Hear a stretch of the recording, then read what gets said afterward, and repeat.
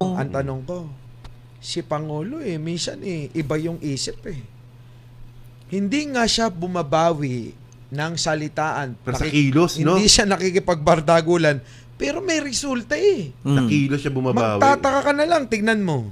Bumanat si Digong na weak leader si Pangulo. Nasaan si Digong? Bangag si Pangulo. Ang tanong, tama, nasan si Digong? O, kayo na, sumagot. Katandim niya sino? Si Kibuloy. Dalawa sila sa SMNI na nagtatapunan ng salita. O, nag-aayunan, syempre, di ba? O, nasa silang dalawa? Sumama pa itong yung na-stroke. Si Roque. Oo, si Roque. Tignan mo ngayon, nasaan si Roque? Sino susunod? Pauwi na yan si Roque. Iba to. Sino susunod? Sino gusto? Oh, Yung si Bato. yung Si Bato. Si Bato, nagtatago na si Bato pala. Si Bato. Eto. Di ba yan nagpa-PDEA leaks investigation? Ano ang kanyang ebidensya? Sorry ka mo. Sorry. Ano ang kanyang... Ilang hearing kasi yun? 6, 7? Sorry. Ano ebidensya? Butas ng puncher? At pinipilit niya? Oh, asan ka na ngayon? Sino pa? Oh, sino susunod? Eto kayo magtataka. Wala kayo napapansin? Si Bongo tahimik lang. Oo nga, no? Parang walang gaanong si Bongo ngayon. Parang hindi nakikiayon sa grupo ni Duterte. Oo nga, no? Wala siyang Hindi nyo napapansin? Kasi hindi kayo nagmamasid Ano siya Hindi, tingin ko doon trapo Trapo move di ba? Trapo move. Meron nga ako nabalitaan. Na-master niya yung pagiging trapo talaga ni Bongo. Minsan may nabalitaan nga ako sa kampo ng DDS. Si Bongo daw, parang nabanggit na, habang buhay ba akong magiging alalay lang? Ibig sabihin, may pangarap din. Di ba? Ngayon, naging senador na nga Oo nga. Number 1 pa. Malay nyo, magpresidente yan. Yan. Diba? Kaya, sigurado ako, pag nagpresidente yan, ikaw ang unang susuporta. Anino? Kay Bongo. Ay, malabo. Ay, kala ko. Malabo, linisin niya muna yung mga dumi niya. Tulad ng CLTG. Yung mga ganyan. Baka mamaya kasi baka mali rin tayo. Oo. Minsan naiisip ko, Bongo, baka hindi ka lang napapansin ng mga DDS. Tanong ko lang, nakikipagtulungan ka ba kay Pangulong Bongbong? Uy! Ano yan Ma-intriga yung mga Isipin nyo maigi. Kasi, napansin nyo. Posible na may ganon. Maaari, may posibilidad. Palihim lang no? Palihim lang. Kasi sa ngayon, no, di ba nabanggit na nga na yung sa LTG, dawit rin kaya sa mga diskaya. Pero yung investigation, hindi pa punta dun Lumilihis. Di ba? Tapos di ba nung nagbanggit nga si di ba? Oo nga bakit hindi nadada yung si LTG? Bakit hindi nabibitbit? Ngayon mo lang naisip. Kaya nga ang tanong ko, Senator, nakikipagtulungan ka ba kay Pangulong Bongbong? Yun. Meron pa yan. Kasi kung tutuusin, dapat sila ang nakakalagkad dyan Meron pa yan yung interview ni ni Ombudsman Trimulya. Pinangalanan niya na lahat Mark Villar, Kis Escudero, Joel Villanueva. Lahat na pinangalanan niya Di Bongo di niya rin pinangalanan Yan nga! Napanood mo ba yung interview na yun? Nako, mga DDS! May babanatan kayo ngayong gabi Pero tandaan nyo may mga kaibigan din tayo, mga bandikit kay Bongo. Marami. Kaya yan, minsan nag-info din sa... Marami. Oo. Kaya, ito, para bang may something talaga. Baka nakakalimutan nyo rin na nagbanta si Senator Trillanes na sa February, yung warrant naman ni Bongo ang darating. Pwedeng bargaining. Ang tanong, pwedeng bargain yan. sino ang magsasalba? Kasi ganito Kasi, oh my goodness. Hindi. Kasi, tinan ninyo nangyayari, no? Si Bato kasi, pumapalag. Di ba may arrest warrant, di ba? Pumapalag So ngayon, ang gusto ni Bato, gusto niyang dito siya arrested sa Pilipinas. Sino kakausapin niya dito? Sino yung magiging tulay niya, di ba? Pero si Bongo, ngayon tatay-tahimik, parang sa tingin ko parang gumagawa ng tulay, no? Para pag dumating yung warrant, pwedeng dito na lang ako.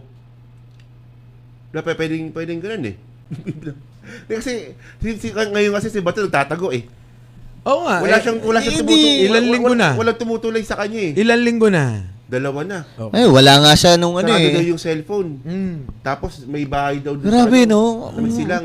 Wala, Akala ko ganun katapang si Senator Bato, pero... Make my day, sabi nga niya eh. Big Madi nga eh. Senator Trillanes, Mr. Sir Trillanes. Sige! Mga ganun pa siya nun eh. Ulihin mo ako dito. Ngayon, nakita nyo na mga DDS, eto lang ha. Yung bang hinahangaan nyo na sabi nyo matapang, sabi nyo may paninindigan, bakit nagtatago? Wala pang arasmaran. Wala pa nga.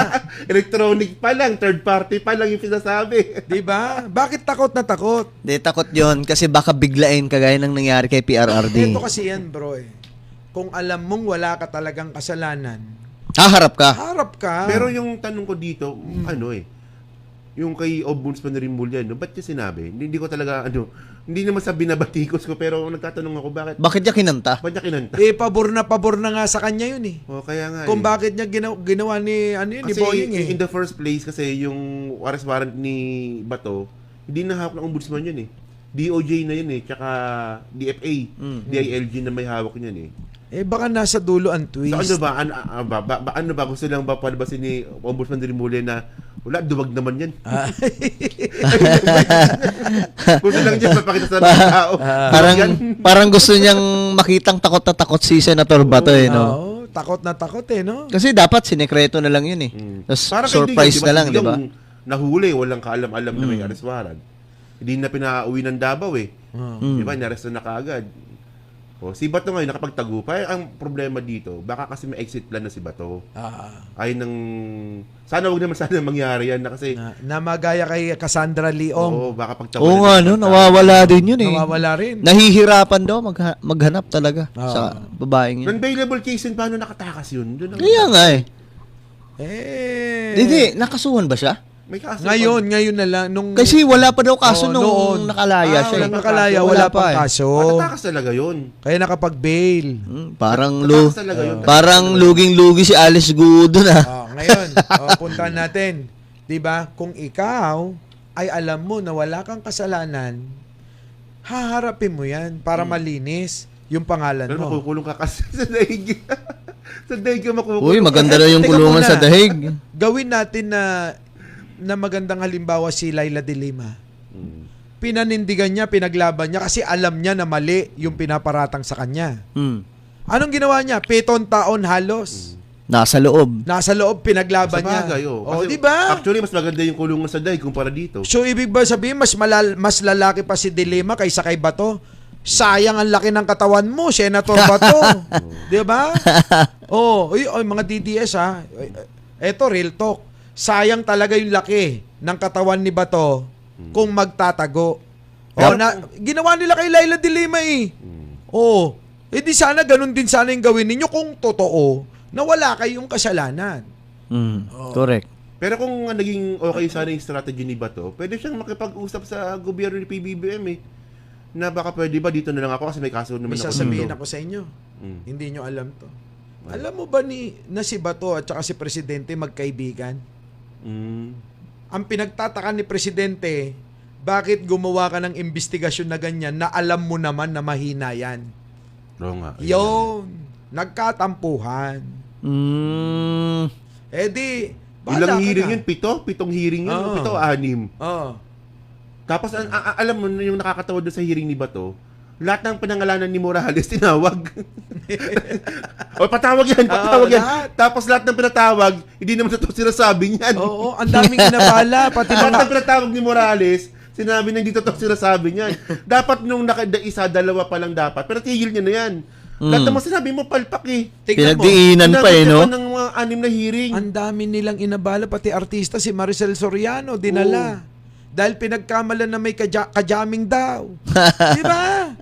Grabe yung ginawang ni Bato na yon. So, doon sumama yung loob ni PBBM. Sumama. Hindi naman daw talagang Kahit naman sino naman sasama loob mo doon. Kasi inanon niya na, kumbaga, cargo na nga siya ni PBBM eh. Kasi parang ganito, di ba? Ngayon, na ano si Bato, posible siyang arestuin. Pwede siya makipag-bargain kay PBBM kung tutuusin eh. Na wag, kung kaibigan naman tayo eh, dito mo na ako kasuhan. Dito mo na ako ikulong. Pwede naman ganun yun eh, kung tutuusin pwede yun Pwede eh. naman. Pwede yun eh. Pero wala, paano? Nagsunog siya ng tulay eh. Pero bago yan, Oo. Break muna tayo. Break muna tayo at balikan natin yan. No? Yung kadugtong na ating tatalakayin. Talakayang may kabuluhan, mga isyu ng bayan, impormasyong dapat nating malaman. The Big V. Tropang hindi dinadaga, nanunupalpal ng kasinungalingan, nagsisiwalat ng katotohanan. Big V. The Big V. Kasama sina Mike Cervera, Takero Miyamoto, Mark Ramos, Sangkay Janjan, Coach Jarrett, Chris Ulo, at Jake Magnus. The Big V. Makakapal ang mukha, matitigas ang dibdib. Galit sa mga magnanakaw sa kaban ng bayan. The Big V. Makipagkulitan, makipagbardagulan, makipagtalastasan. The Big V. Tuwing Sabado, alas 5 hanggang alas 7 ng gabi sa Radyo Pilipinas, Radyo Publiko, 738.